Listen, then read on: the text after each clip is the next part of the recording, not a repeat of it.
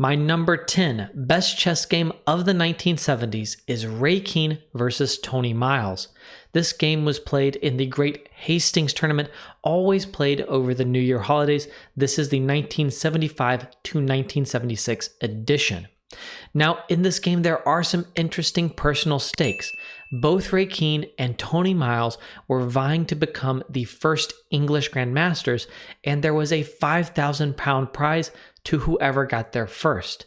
In this game, Keene gets the upper hand as he plays a perfect masterpiece of isolated pawn strategy, showing how to use the extra space and extra initiative and mobility of the isolated pawn to whip up a decisive attack. By transposition, this opening is going to reach a typical queen's pawn opening position. Both players bring out their knights and their c-pawns, but after e3 and e6, we do get d4 and d5 with this typical structure with 4 pawns in the middle of the board. Now, this structure usually leads to exchanges where one player or the other player ends up with an isolated pawn. In this case, it's going to be Keene who gets the isolated pawn after an exchange on d5, and then after bishop d3, an exchange on d4. Now, it's interesting to note that the players might like to be on opposite sides of the board here. Miles was a very aggressive attacking player, so you can imagine that he would like to have the white pieces here, and Keene was a very strategic player, so you can imagine that he would like to have the black pieces in this position. So, on this channel, we've already provided the perfect masterclass when playing against an isolated pawn. It is the game Korchnoi vs. Karpov. Click over there if you want to see the video in which Karpov explains in detail exactly how to win against an isolated pawn. Now, in this game, Keene has the isolated pawn, and there are two very important strategies when you have an isolated pawn. The first is to push the pawn, liquidating the pawn, opening the position, and seizing the advantage. In this game, that is not going to be possible. The other strategy is just to attack. You have a more advanced pawn in the center of the board. There are open lines that you have quick access to as a result, and you have more space. Use the mobility of your pieces to attack and put pressure on your opponent. In this game, that is a winning strategy for Keene. Now we see the moves bishop to e7, castles, rook e1, knight to f6, bishop g5, all sensible so far, and now knight to b4. This move is probably a step in the wrong direction.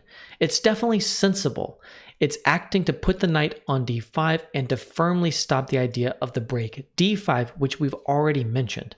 However, in chess, we are always trying to balance multiple goals, and another critical goal here is simply development. We still haven't really completed the opening phase, and so stronger seems to be the move b6, intending bishop b7 and mobilizing this bishop quickly.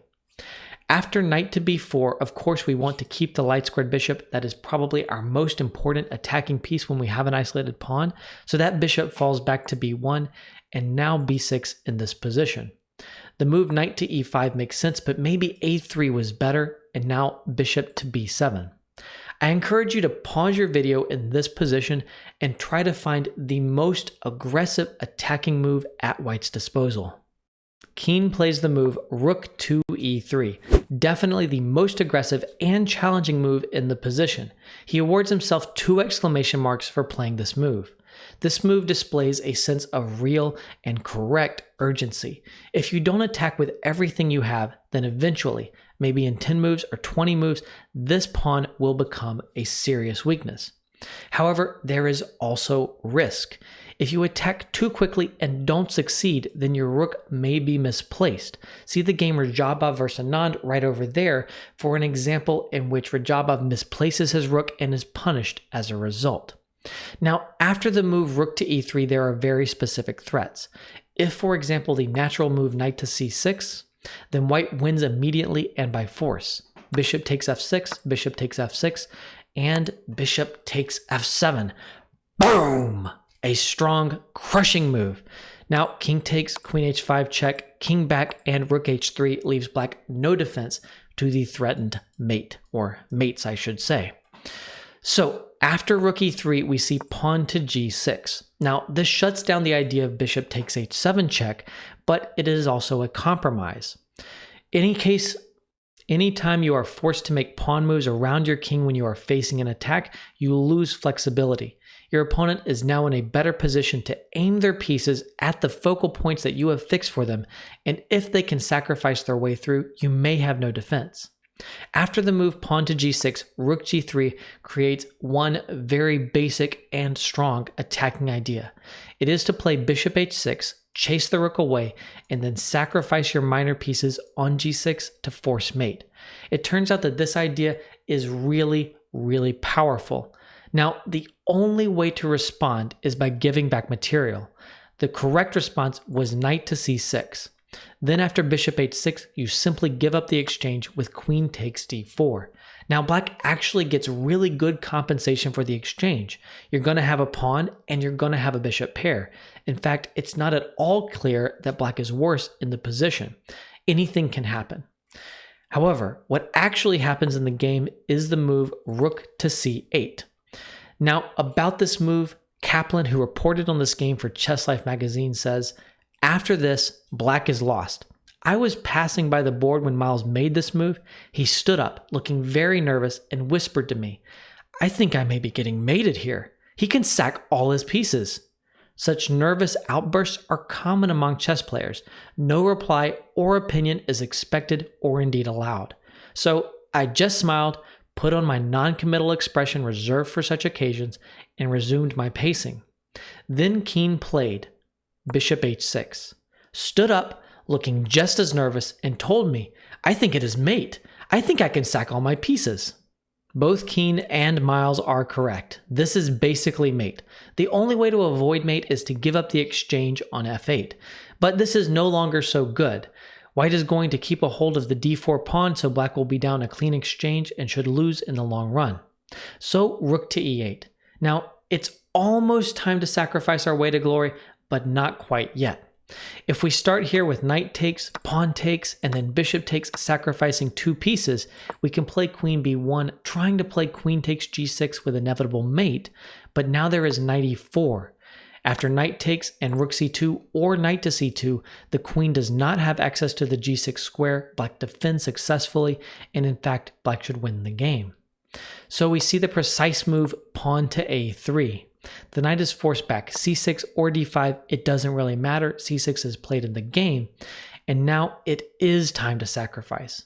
Knight takes, pawn takes, and bishop takes. Black might say, I only wanted to take one piece, but if you try a move like king h8, then white has moves like bishop takes f7, and the attack is just too strong. There's no way to decline the second piece sacrifice. So after bishop takes g6, pawn takes g6, and it is white's move in this position. Pause your video and try to find the only winning move here. You must be precise with your calculations. As it turns out, after the natural move queen to d3, black can play knight to e5. There is a pin on the d file and the knight attacks the queen and defends g6, and black is able to save this game. Alternatively, you might consider the move queen to c2. This move has the same idea, queen takes g6 and mate. But once again, knight e5. And after pawn takes, you can play knight to e4. Now this is not quite as good of a defense, but it does stop the mate and black is fighting in this game.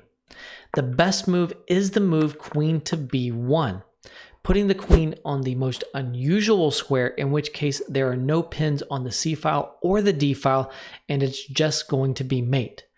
And we do see the move knight to e5, but after pawn takes and knight e4, we can just capture that because our queen is not hanging on c2. There's no defense now. After the move king h7, knight f6 check was played in the game, bishop takes, queen takes g6, the king falls back, and bishop to g7. Bishop takes and queen takes g7 was the finishing checkmate. I hope that you've enjoyed this game. It is a really beautiful demonstration of the power of the isolated pawn, and I'm sure it has inspired many players to want to be the player with the isolated pawn and to deliver spectacular checkmates like this. If you want to see more great games from the 1970s, then simply click on the playlists that are popping up right on top of your screen.